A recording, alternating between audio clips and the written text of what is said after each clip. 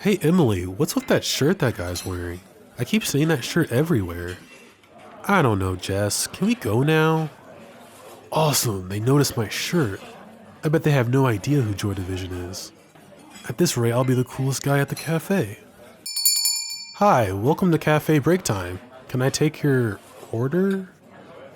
Oh my god, you shop at Urban Outfitters too? Joy Division Oversimplified.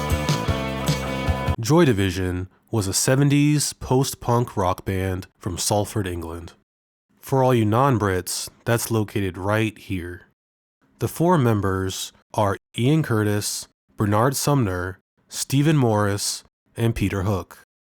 Ian Curtis was the singer, Bernard Sumner was the guitarist, Stephen Morris was the drummer, and Peter Hook was the bassist.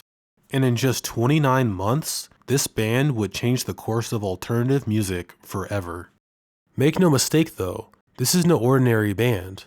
Rather, Joy Division is what some call an enigma. You see, despite their critical acclaim, they are perhaps one of the most misunderstood bands ever. To discover how they earned this reputation, let's take a look back.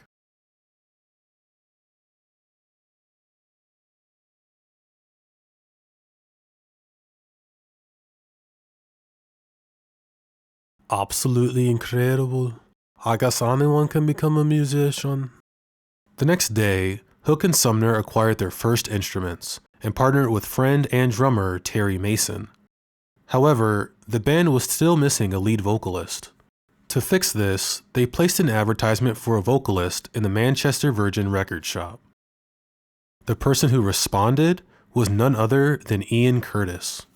The band had known Curtis from previous shows and hired him on the spot because, according to Sumner, that's what we based the whole group on. If we liked someone, they were in. And just like that, Joy Division was started. Except, the band still needed a name. Initially, the name Stiff Kittens was suggested. But instead, right before their first gig, the band decided on Warsaw. Warsaw played their first gig on May 29, 1977, supporting the legendary Buzzcocks. Yet, the band's lineup still wasn't solidified. Very soon, Warsaw began to have issues with their drummers. Things got so bad that at one point they had to kick their third drummer, Steve Brotherdale, to the curb. And I mean like literally. You see, the band was uncomfortable with Brotherdale's aggressive personality, so while driving home from the studio, they pulled over and asked Brotherdale to check on a flat tire. And when he got out the car... Eventually though, the band found drummer Stephen Morris, who, according to Ian's wife, fitted perfectly with the band. So finally, with a complete lineup, Warsaw changed their name one last time to Joy Division. Now the name Joy Division is somewhat intriguing, because on one hand, nothing is joyful about Joy Division's music. On the other hand, Joy Division was definitely divisive. Case in point, their first release, An Ideal for Living, originally included some less than popular artwork. Regardless though, the songwriting on An Ideal for Living was unusually strong for a band this young. After changing the artwork, their first EP sounded like this.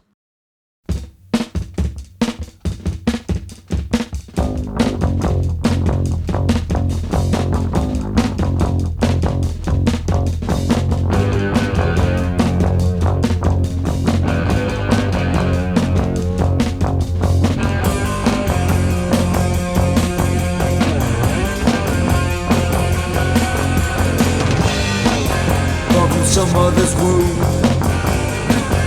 just like any other room.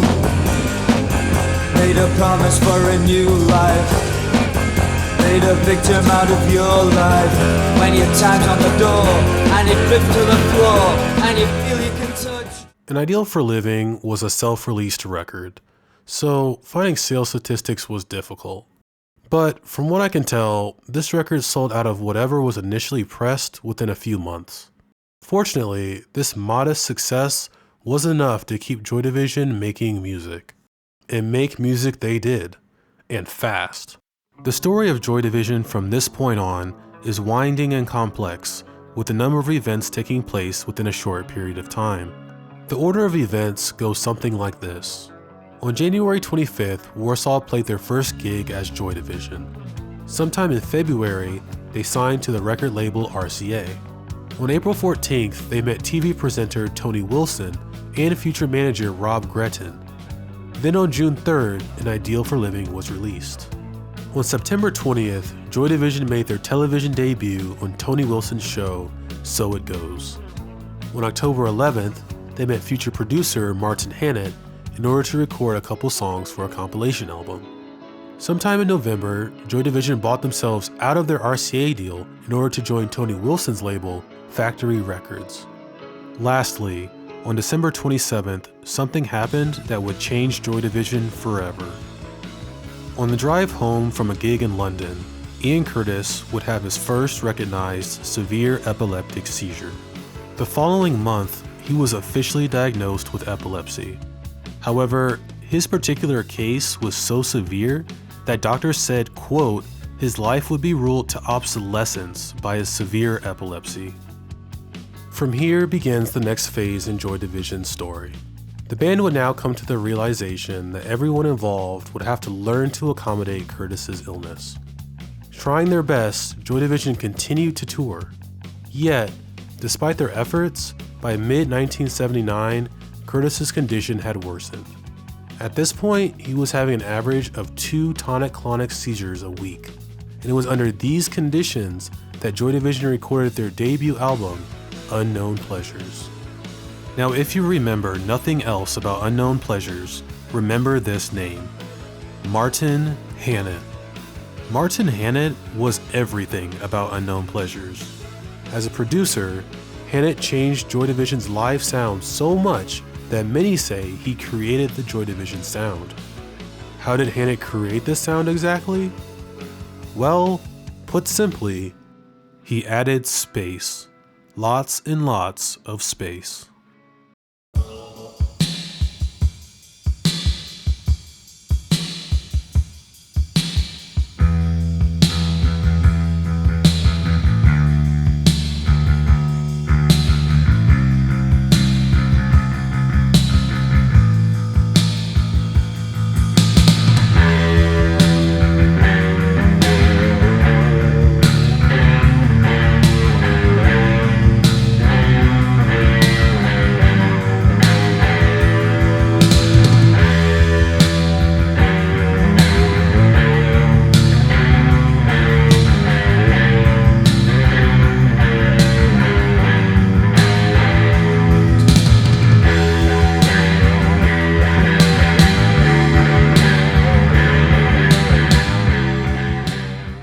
On release, sales of Unknown Pleasures was slow. In time though, the album would do better, and by the end of 1979, 15,000 units were sold. However, Joy Division were never particularly concerned with sales. Sumner once said, "We just wanted to make something that was beautiful to listen to and stirred our emotions. We weren't interested in a career or any of that. We never planned a single day." But did Joy Division succeed in making an album that was beautiful to listen to?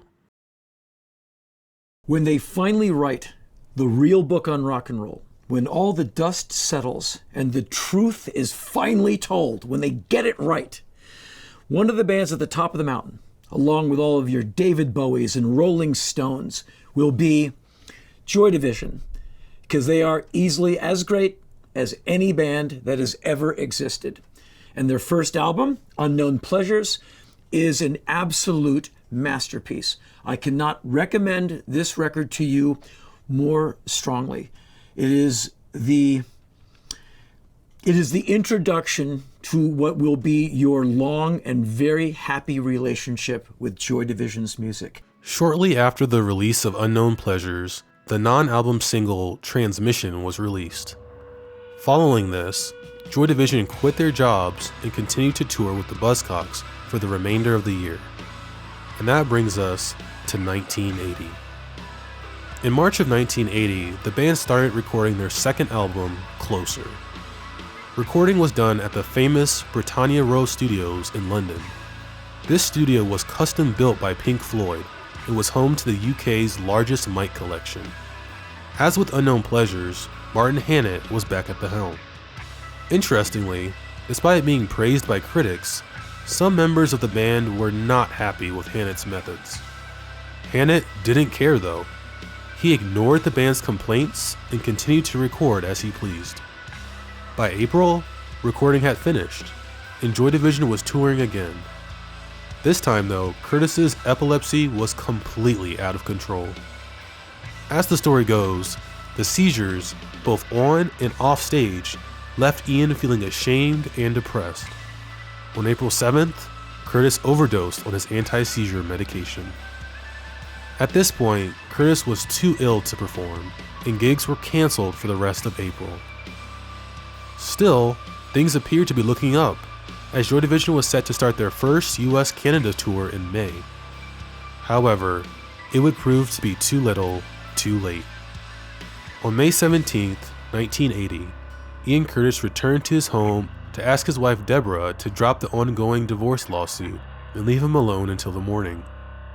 Then, early the next day, after watching the Werner Herzog film Straussic and listening to Iggy Pop's 1977 album The Idiot, Ian Curtis hanged himself. Undoubtedly, Ian's death shocked the band and their management. According to them, we didn't take it seriously. That's how stupid we were. Exactly 2 months later, Joy Division's second and final album was released.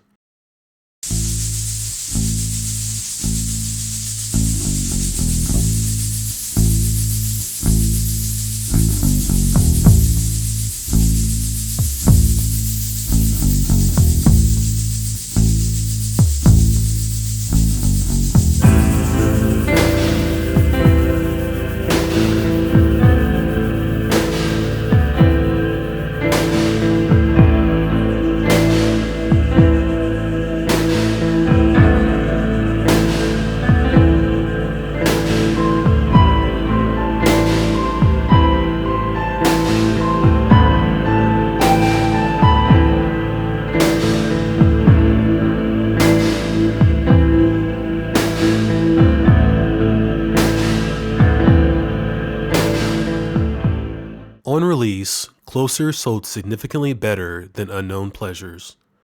Of course, by the time it was released, the circumstances surrounding Curtis's death had made for instant myth. Just imagine, for 2 months, critics waited in suspense to hear one man's dying swan song. And when they finally did, they couldn't believe what they heard.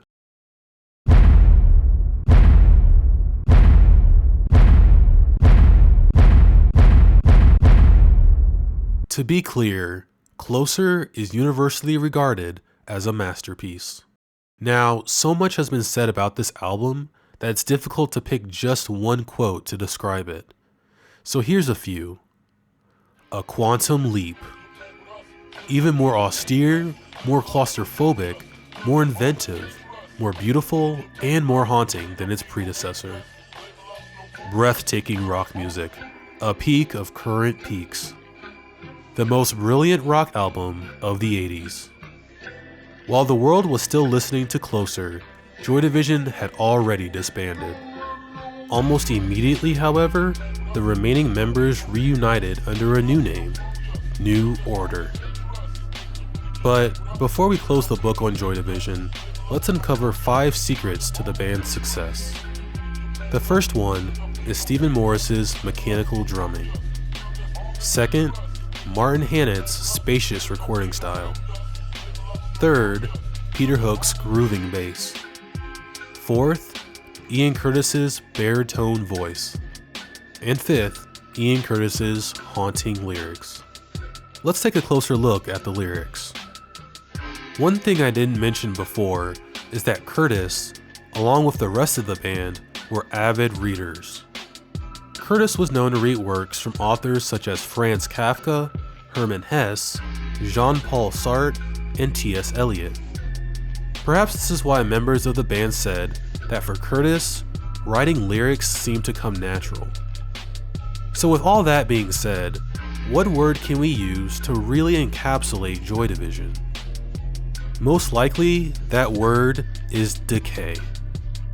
For one, Martin Hannett experimented extensively with the use of reverb decay to achieve Joy Division's signature dark and atmospheric mood. Then, there are the lyrics of Joy Division, which often allude to the decay of society. This is evident in the songs Candidate, Leaders of Men, and Failure. Lastly, the imagery used by Joy Division embodies the idea of decay. Speaking of imagery, ever wondered what is actually on the cover of Unknown Pleasures? Well, it happens to be an image taken from the Cambridge Encyclopedia of Astronomy. It is an image of radio waves coming from a pulsar named PSR B1919+21. For clarity, a pulsar is a type of star, a neutron star to be exact. And what are neutron stars? Well, they are the collapsed remnants of supergiants. That means that at one point, a massive star was so big that it was forced to decay and eventually implode under the weight of its own gravity. Sometimes I wonder, was Curtis trying to send us a message? I wonder if he was trying to tell us that he was just like that pulsar, a living artistic light on the verge of collapse. Thanks for watching.